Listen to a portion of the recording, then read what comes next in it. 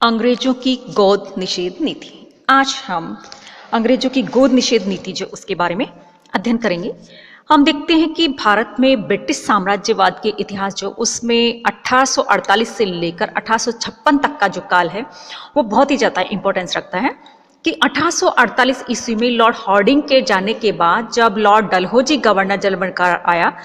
तो उसने यानी कि जब 1856 में वह अपने पद तक बना रहा तो कहा जाता है कि लॉर्ड डलहौजी घोर साम्राज्यवादी था और उसने जब भी और जहां भी जैसा भी संभव हो उसका भारत में अपने साम्राज्य विस्तार की नीति जो उसको अपनाया। हालांकि उससे पहले के जो गवर्नर जनरल जो थे उन्होंने जहां तक आवश्यक हो सका तो ही साम्राज्य विस्तार की नीति को अपनाया, अन्यथा नहीं अपनाया। लेकिन लॉर्ड डलहौजी जो उसने ऐसा कहा कि ये भारत जो है एक पका हुआ आम है और उसको मैं खा जाना चाहता हूँ। तो इस प्रकार से वो हर हाल में हर तरीके से भारत जो उसको अपने साम्राज्य जो उसमें मिलाना चाहता था और इसके लिए उसने 4 प्रकार के साधन अपनाए। क्योंकि जैसे हमने देखा कि बहुत सी बार युद्ध वगैरह, इसके अलावा आपके कर्ज के बहाने से जैसे युद्ध जो उसके द्वारा बहुत से जो क्षेत्र या राज्य जो उनको अपने साम्राज्य मिला, इसके अलावा कर्जे के नाम पे, इसके अलावा कुशासन जैसे अपन पहले पढ़ चुके हैं कि अवध जो उसको कुशासन का बहाना लगाकर उसको अंग्रेजी साम्राज्य में मिलाएगा।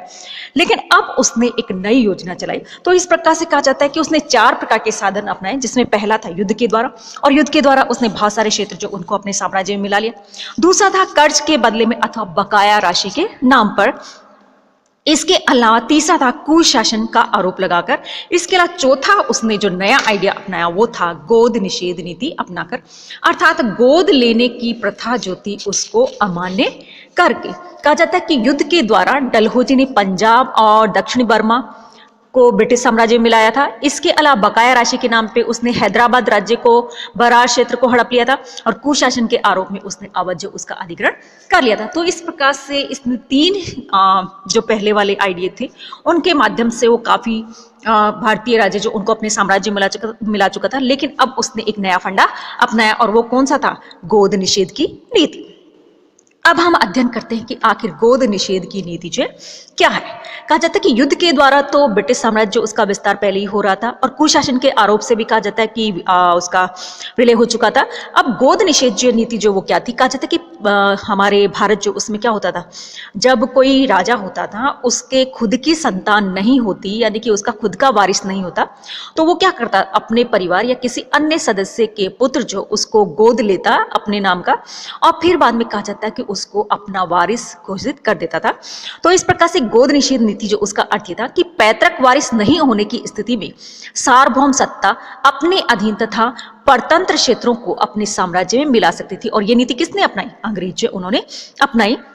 डलहौजी का कहना था कि सामान्य नागरिक द्वारा गोद लिया गया पुत्र अपने पिता की व्यक्तिगत संपत्ति का उत्तराधिकारी हो सकता है, किंतु इसी प्रकार से किसी शासक द्वारा अगर गोद लिया गया पुत्र है तो राज्य पर शासन करने का अधिकारी वह नहीं हो सकता। दत्तक पुत्र उसी स्थिति में राज्य का शासक हो सकता है जबकि भारत की सर्वोपरि सत्ता की हैसियत से ब्रिटिश सरकार उसके उत्तराधिकार जो उसको स्वीकार करे, यानी कि ब्रिटिश सरकार अगर परमिशन देती है तो ही वो उसका उत्तराधिकारी कहलाएगा, अन्यथा नहीं। और डलहौजी ने यह दावा किया कि यदि कोई शासक किसी व्यक्ति को गोद लेता है तो ब्रिटिश सरकार को उसके उत्तराधिकार को स्वीकृत या अस्वीकृत करने की भी क्या है, पूरी आजादी है। भारत में गोद लेने की प्रथा कहा जाता है कोई नई नहीं थी और प्राचीन काल से ही पहले हिंदू और क्या नाम जो थे वो निजी पुत्र यानी कि स्वयं का पुत्र नहीं होता था, वो कि अपने परिवार या अन्य बच्चे जो उसको गोद लेते थे और इस दत्तक पुत्र को अपने पिता के उत्तराधिकारी के रूप में हर प्रकार के ऐसे अधिकार प्राप्त हो जाते थे जो किसी भी निजी पुत्र को प्राप्त होते थे। और ये एक सर्वमान्य प्रथा थी और प्रचलित प्रथा के अनुसार निजी पुत्र और दत्तक पुत्र में किसी प्रकार का भेद नहीं था।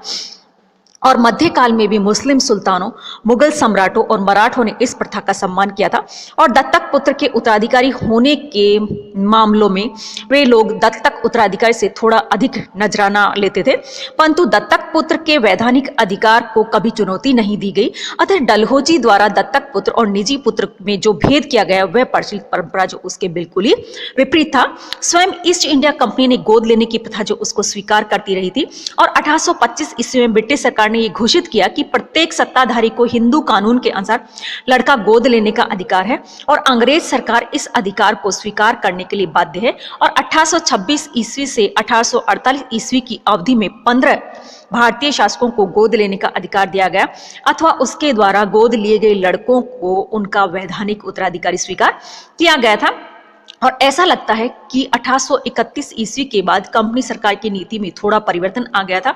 और आरंभ में यह कहा जाने लगा कि अधीनस्थ शासकों को गोद लेने से पूर्व कंपनी सरकार की स्वीकृति ले लेनी चाहिए। और फिर यह मत प्रतिपादित किया गया कि कंपनी को परिस्थितियों के आधार पर भारतीय शासक की गोद लेने की प्रार्थना को स्वीकार करना या नहीं करना है, उसका अधिकार उसे प्राप्त है। और 1834 ईस्वी में कंपनी के संचालक मंडल ने भी इस विषय पर नीति तय करते हुए लिखा था कि यह साधारण नियम नहीं होना चाहिए और यह मान्यता हमारी विशेष कृपा के रूप में ही होनी चाहिए, सामान्य परिस्थितियों में नहीं हो सकती। और 1848 ईस्वी तक गोद लेने के संबंध में कंपनी सरकार की नीति जो थी बिल्कुल स्पष्ट नहीं थी।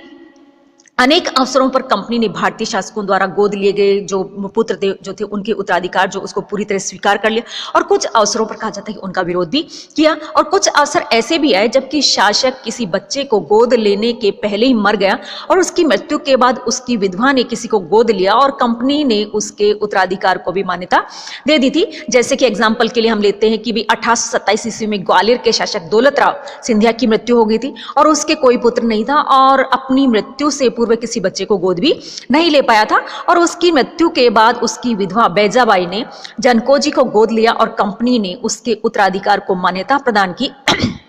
1843 ईस्वी में जनकोजी की भी मृत्यु हो गई और उसके भी कोई पुत्र नहीं था और उसकी मृत्यु के बाद दौलत राव की विधवा ने जयाजी राव को गोद लिया और इस बार भी कंपनी ने उसके उत्तराधिकार को मान्यता प्रदान की। परंतु दूसरी तरफ कुछ ऐसे उदाहरण भी देखने को मिलते थे जबकि कंपनी सरकार ने गोद लेने के अधिकार को स्वीकार नहीं किया। एग्जाम्पल के रूप में जैसे कि 1835 ईस्वी में झांसी के राजा रामचंद्र की मृत्यु हो गई और उसके कोई पुत्र नहीं था और मरने से पूर्व उसने एक लड़के को गोद लिया था, परंतु इसके लिए उसने कंपनी सरकार से स्वीकृति नहीं ली थी और उसकी मृत्यु के बाद दत्तक पुत्र के उत्तराधिकार को नहीं माना गया और मृत राजा के चाचा रघुनाथ राव के उत्तराधिकार को मान्यता दी गई। और 1841 ईस्वी में जब कोलाबा के शासक राघोजी ने कंपनी सरकार से बच्चा गोद लेने की स्वीकृति मांगी तो इसे मना कर दिया गया और उसकी मृत्यु के बाद में उसके राज्य को अंग्रेजी साम्राज्य में मिला लिया गया। इस प्रकार से मांडवी के छोटे से राज्य को भी अंग्रेजी राज्य में शामिल कर लिया गया था। और इन सब चीजों से पता चलता है कि डलहौजी के पूर्व गोद लेने के अधिकार के बारे में कंपनी सरकार की सुनिश्चित नीति जो उसका निर्माण नहीं कर पाई थी और डलहौजी ने गोद लेने की प्रथा के बारे में अधिक उग्र नीति जो उसका सहारा लिया। फिर भी उसने प्रत्येक देशी राज्य के संबंध में एक समान नीति अपनाई और उसकी नीति को अवसरवादी नीति कहा जा सकता है क्योंकि उसने जिन आधारों को तैयार किया था वो अस्पष्ट थे और उनके बारे में अंतिम निर्णय जो या डिसीजन जो था वो लेने का अधिकार भी किसके पास में था, कंपनी जो उसी के पास में रहा था। और उसका मुख्य आधार स्वयं उसी के द्वारा देशी राज्यों का किया गया वर्गीकरण था। तो इस आधार पर उसने क्या किया, देशी राज्य जो उनको 3 पार्ट जो उसमें डिवाइड कर दिया, जिसमें पहली थी कौन सी, स्वतंत्र, दूसरी थी आश्रित और तीसरी थी अधीन। तो इस प्रकार से जितनी भी देशी रियासतें जो थी भारत में उन सबको उसने 3 श्रेणियां जो उसमें डिवाइड किया और उन श्रेणियों के आधार पर उसकी इच्छा के आधार पर लॉर्ड डलहौजी जो उनको गोद लेने का अधिकार दिया और किसी को नहीं दिया। कहा जाता है कि स्वतंत्र राज्यों की श्रेणियों में उन देशी राज्यों को रखा गया था जो कि भारत में कंपनी की सत्ता की स्थापना के समय अस्तित्व में थे और जिन्हें आंतरिक प्रभु सत्ता प्राप्ति तथा जिनके साथ संधियां करते समय कंपनी ने उनकी स्वतंत्र सत्ता को स्वीकार किया था। तो ऐसी जो देशी रियासत जो थी उनको गोद लेने का अधिकार दिया गया क्योंकि वो अपने आप में स्वतंत्र थी। इसके अलावा दूसरी जो थी वो आश्रित श्रेणी के अंतर्गत आती थी और उसमें उन राज्यों को रखा गया कि जो कि आरंभ से ही किसी न किसी सत्ता के अधीन थे और जो कंपनी के साथ संधि करने के पूर्व मुगल सम्राट अथवा पेशवा को खिराज देते थे। जैसे कि हम देखते हैं कि एग्जाम्पल के रूप में झांसी का राज्य पेशवा के अधीन था। तीसरी श्रेणी के अंतर्गत उन राज्यों को रखा गया जिनका निर्माण ही कंपनी ने किया था अथवा कंपनी की मदद के द्वारा जिन्हें पुनः संगठित किया गया था। और जब इंग्लैंड में डलहौजी की गोद निषेध नीति की आलोचना होने लगी तो ये स्पष्ट कर दिया गया कि इसका इरादा सभी राज्यों पर इस नीति को लागू करने का नहीं है और पहली श्रेणी के स्वतंत्र शासकों को गोद लेने का अधिकार दिया गया और गवर्नर जनरल इस अधिकार को मान्यता प्रदान करता रहेगा। परंतु दूसरी श्रेणी के राज्यों को गोद लेने से पूर्व कंपनी सरकार की स्वीकृति लेनी होगी और अस्वीकार भी किया जा सकता है तथा तीसरी श्रेणी के राज्यों को गोद लेने का अधिकार नहीं होगा और उनके राज्य कंपनी राज्य में शामिल कर लिए। तो इस प्रकार से ये जो डलहौजी जो है उसके द्वारा जो वर्गीकरण किया गया था देसी रियासतों का वो बिल्कुल भी सही नहीं था, क्योंकि सभी देसी रियासतें जो थी वो कंपनी सरकार जो उसके आने से पूर्व अस्तित्व में थी और फिर किसी को तो गोद लेने का अधिकार दिया गया और किसी को नहीं दिया गया, जो कि बिल्कुल भी सही नहीं था।